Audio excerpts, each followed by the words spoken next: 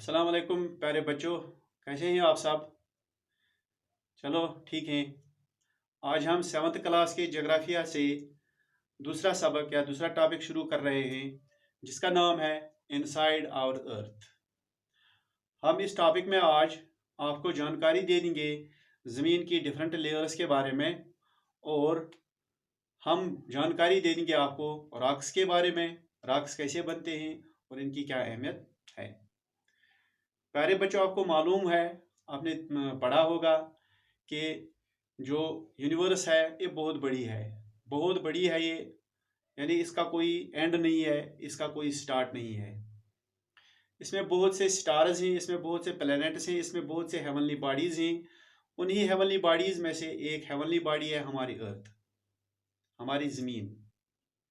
तो हमारी ज़मीन जब से बनी है, जब से इसका वजूद हुआ है, आज से करोड़ों साल पहले ये बनी है, तो आज तक इसमें चेंज होती रहती है।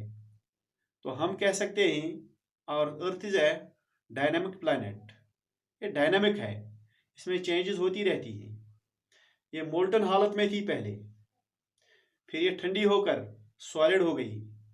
इसने आइस एज देख ली, बर्फ से ढकी हुई थी, बर्फ पिघल गई, पानी बना, कॉन्टिनेंट्स बन गए, ओशंस बन गए। धीरे धीरे लाइफ आ गई इसमें। अब इसमें लिविंग थिंग्स भी हैं, इसमें इंसान चलते हैं, प्लांट्स उगते हैं, एनिमल्स चलते हैं, प्लांट्स इस पर हैं, इंसानों का कब्जा है इस पर। लेकिन क्या हमने कभी इसके अंदर झांकने की कोशिश की? इसके अंदर क्या है, ये किस तरह बनी है, इसकी कंपोजिशन क्या है इसके अंदर? तो आज हम इसके अंदर झांकने की कोशिश करेंगे, हमारी ज़मीन के अंदर क्या है। तो देखिए डियर स्टूडेंट्स, हमारी ज़मीन जो है ये कंसेंट्रिक लेयर्स की बनी हुई है। कंसेंट्रिक लेयर्स उसी तरह की लेयर्स होती हैं, यानी एक लेयर के अंदर दूसरी लेयर, वन इनसाइड अनदर। मैं आपको एक एग्जांपल दे दूंगा कंसेंट्रिक लेयर्स के बारे में। एक ओनियन है, अब ओनियन को देख लीजिए।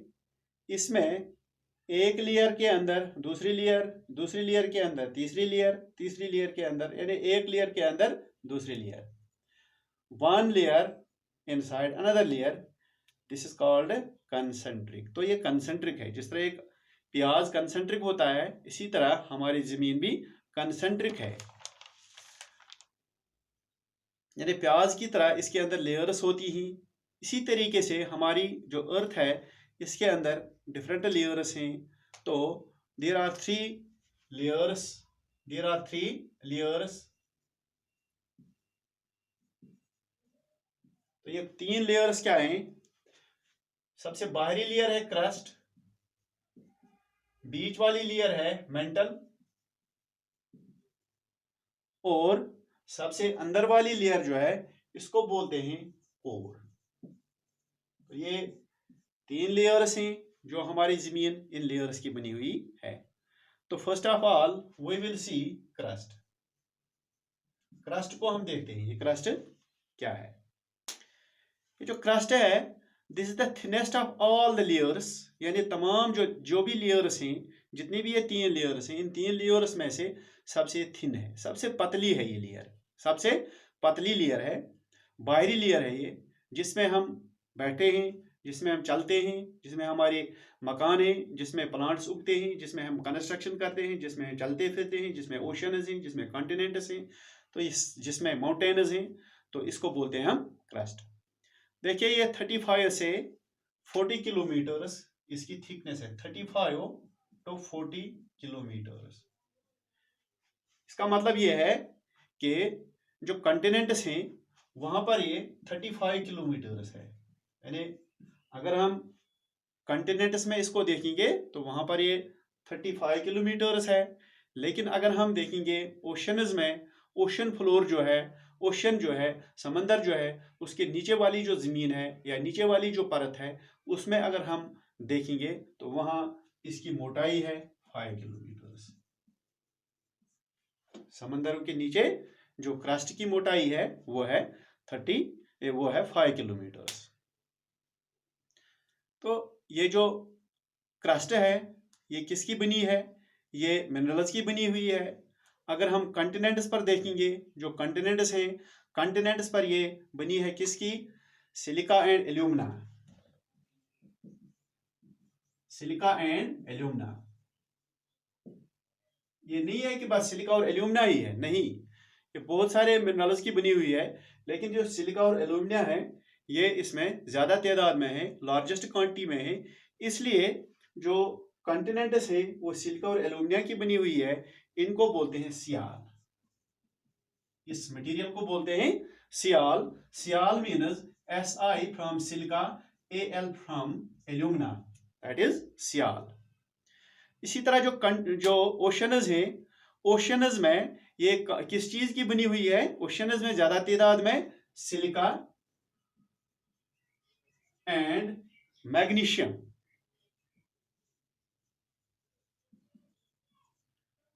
तो वहां पर हम इस मटेरियल को बोलते हैं सीमा।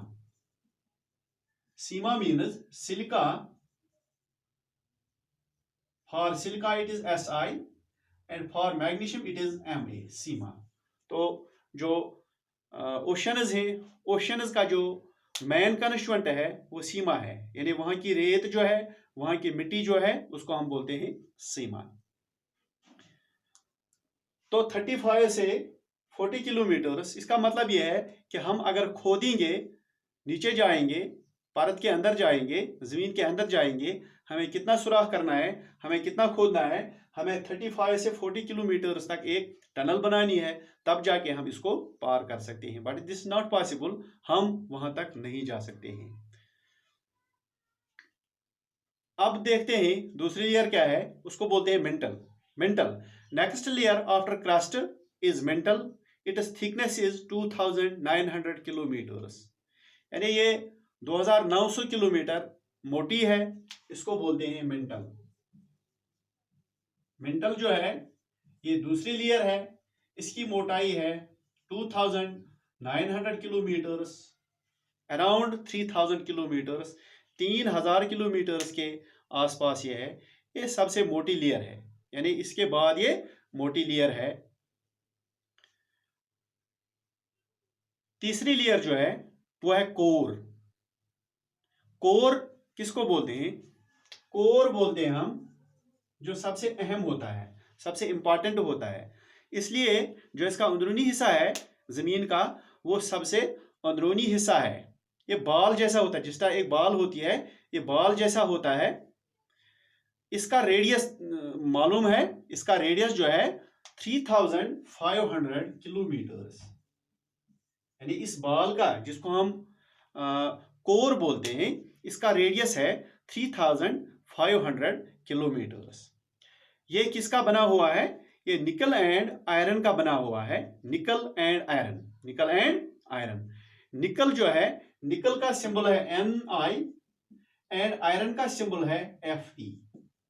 Fe means ferrous. Ferrous iron में, इसको आयरन को साइंटिफिक नेम है फेरस। तो इसलिए इसका जो मटेरियल है, इस कोर का जो मटेरियल है, इसको बोलते हैं नीफे। Nife, Ni फॉर निकल, Fe फॉर आयरन। देखिए, आज तक ऐसा नहीं हुआ कि इंसानों ने क्रस्ट को पार करके, मेंटल को पार करके कोर तक पहुंचे हों। ये पॉसिबल ही नहीं है, क्योंकि जमीन इतनी बहुत गर्म होती है अंदर, इतनी गर्म होती है कि ये मोल्टन हालत में है, इतनी गर्मी इसके अंदर है। असलियत की बात यह है, रियलिटी ये है कि हम इंसान जो हैं जमीन के अंदर सिर्फ 4 किलोमीटर तक ही गए हैं। तो वो एक सुरंग, वो एक कान है जिसको खदान बोलते हैं, बहुत ही गहरी खदान है अफ्रीका में तेल निकालने के लिए। तो वो है सिर्फ 4 किलोमीटर गहरी, बस वो है, उतना ही इंसानों ने जमीन के अंदर सुराख कर लिया है। अगर हम इस अपनी अर्थ को एक ओनियन मानेंगे, एक ओनियन मानेंगे, तो आज तक हमने इसको कितना खोदा है, तो हम एज्यूम करेंगे ये एक ओनियन है, हमारी अर्थ एक ओनियन है, तो हमने एक सुई से इसको एक खरोच मारा है, बस इतना ही किया है हमने। अब कैसे पता चलता है हमें जमीन के अंदर का हाल क्या है? ये कैसे पता चलता है हमें जमीन के अंदर क्या है? तो प्यारे बच्चों, ये जो नेचुरल लॉज हैं, मैग्नेटिक फील्ड लाइन्स जो है इससे पता चलता है कि जमीन के अंदर, मैग्नेटिक फील्ड की मदद से पता चलता है कि जमीन के अंदर कौन सी चीज है। जब ये मैग्नेटिक फील्ड बनाता है बाहर, या मैग्नेटिक फील्ड लाइन्स जो यूनिफॉर्म मैग्नेटिक फील्ड लाइन्स है, उनसे हमें पता चलता है कि जो इसका कोर है वो निकल और आयरन का बना होना चाहिए। तो ये थे जमीन के डिफरेंट लेयर्स। तो ये यहाँ पर शक्ल दी गई है, ये यहाँ पर जमीन की शक्ल बनाई गई है।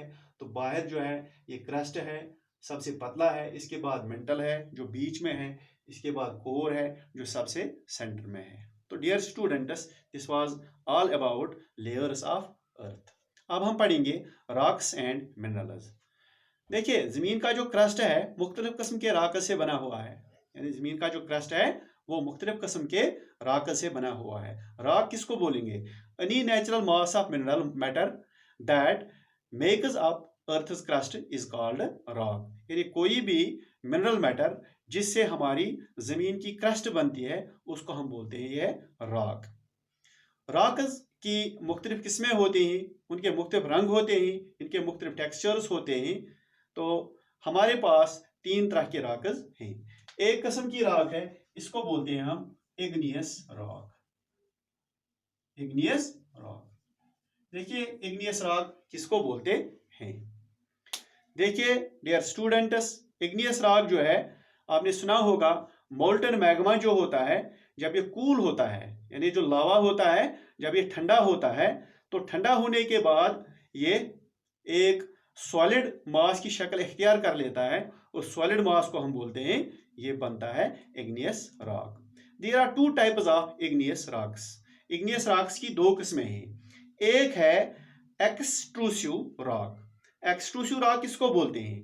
जब लावा, जमीन के अंदर वाला लावा जो है तेजी से बाहर निकले और जल्दी से सॉलिडिफाई हो जाए, यानी जल्दी जल्दी तेजी से बाहर निकले, जमीन के बाहर निकले और बाहर तेजी से ये सॉलिडिफाई हो जाए, तो एक सॉलिड रॉक बन जाती है। इसको हम बोलते हैं इंट्रेंसिव रॉक। इस किस्म के पत्थर में छोटे छोटे दाने होते हैं, यानी इस किस्म की जो पत्थर होती है, इस किस्म की जो चट्टान होती है, रॉक होती है, इसमें छोटे छोटे दाने होते हैं।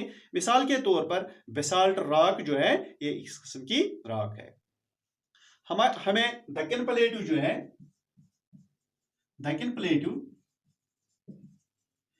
प्लेटू इस किस्म की रॉक से बना हुआ है, एक्सटेंसिव रॉक से। एक और किस्म है इस इग्नियस रॉक में, इसको बोलते हैं इंट्रूजिव रॉक। इंट्रूजिव रॉक किसको बोलते हैं? जब लावा जमीन के अंदर ही ठंडा होकर चट्टान बने, यानी जमीन के अंदर ही ठंडा हो जाता है, तो इसको एक पत्थर की शक्ल इख्तियार करता है, इसको बोलते हैं इंट्रूजिव रॉक। चूंकि धीरे धीरे ठंडा पड़ जाते हैं, यानी आहिस्ता आहिस्ता ठंडा हो जाते हैं, इसलिए इसमें बड़े बड़े दाने होते हैं, इसमें बड़े बड़े दाने होते हैं। यानी जो एक्सट्रूजिव रॉक होती है इसमें छोटे छोटे दाने होते हैं, लेकिन जो इंट्रूजिव रॉक होती है इसमें बड़े बड़े दाने होते हैं। कौन सी किस्म का रॉक जो है जो इसमें आता है वो है ग्रेनाइट। यानी ग्रेनाइट जो है वो है इंट्रूजिव रॉक।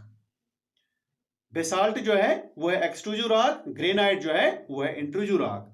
आपने ग्राइट देखा होगा, यानी वो फ्लोर मिल जिसमें हम आटा तैयार करते हैं, ग्रेन्स पीसते हैं, उसे आटा बनाते हैं, तो वो इसी ग्रेनाइट पत्थर से बनाया जाता है। ये था इग्नियस रॉक। इग्नियस रॉक के बाद sedimentary rock. Number 2, sedimentary rock. देखिए सेडिमेंट्री रॉक किसको बोलते हैं? पत्थरों के छोटे छोटे टुकड़े जो होते हैं उनको सेडिमेंट्स बोलते हैं, यानी किसी तौर से ये टूटते हैं। पत्थर जो होते हैं, चट्टानें जो होती हैं, वो रोल करते हैं, ऊपर से गिरते हैं, चट्टानों से गिरते हैं, पहाड़ियों से गिरते हैं, हवा की वजह से उनमें क्रैक्स हो जाते हैं, पानी की वजह से उनमें क्रैक्स हो जाते हैं, तो इनके छोटे छोटे टुकड़े उठते हैं। उन छोटे छोटे टुकड़े को सेडिमेंट्स कहते हैं। तो ये सेडिमेंट्स जो हैं ये एक दूसरे के साथ कंप्रेस हो जाते हैं, दब जाते हैं, प्रेशर की वजह से और गर्मी की वजह से ये दब जाते हैं, तो ये बनाते हैं सेडिमेंट्री रॉक। इसको बन जाती है सेडिमेंट्री रॉक। इसके अंदर फॉसिल्स भी होते हैं। फॉसिल्स आपको मालूम है, ये लिविंग थिंग्स जो पुराने ज़माने के होते हैं, तो उनसे हमें पता चलता है पुराने ज़माने की लाइफ के बारे में, उनको बोलते हैं फॉसिल्स। तो फॉसिल्स भी इन सेडिमेंट्स के बीच में दफन हो जाते हैं। तो आजकल हम फॉसिल्स से बहुत जानकारी हासिल करते हैं। तो ये थी सेडिमेंट्री रॉक। सेडिमेंट्री रॉक के बाद है तीसरा किस्म metamorphic rock. This is metamorphic rock.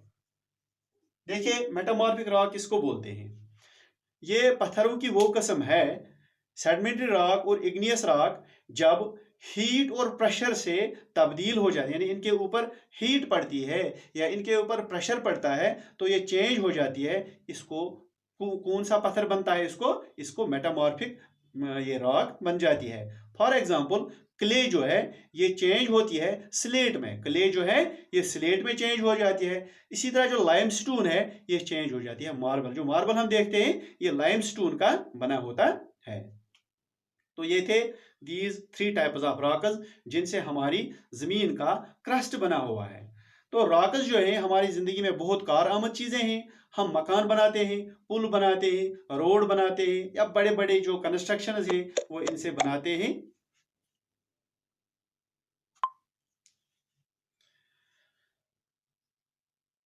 Rock cycle किसको बोलते हैं? Rocks change from one form to another form in a cyclic manner, यानी ये साइक्लिक मैनर के जरिए एक फॉर्म से दूसरे फॉर्म में तब्दील हो जाते हैं। तो इस प्रोसेस को, ये एक साइक्लिक प्रोसेस होती है, इस प्रोसेस को हम बोलते हैं कि रॉक साइकिल।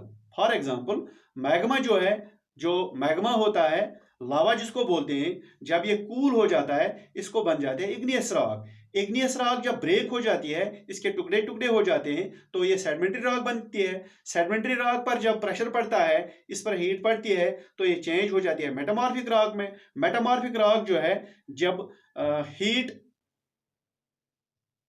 मेटामॉर्फिक रॉक जो है, इस मेटामॉर्फिक रॉक को जब ग्रेट हीट एंड प्रेशर पड़ती है, तो ये फिर कन्वर्ट हो जाता है किसमें? ये मैग्मा में कन्वर्ट हो जाता है। रॉक्स जो हैं ये मिनरल्स के बने होते हैं। मिनरल्स जो हैं they are naturally occurring substances having different shape and property. तो ये था आज का topic inside earth and rocks. Thank you for watching my video.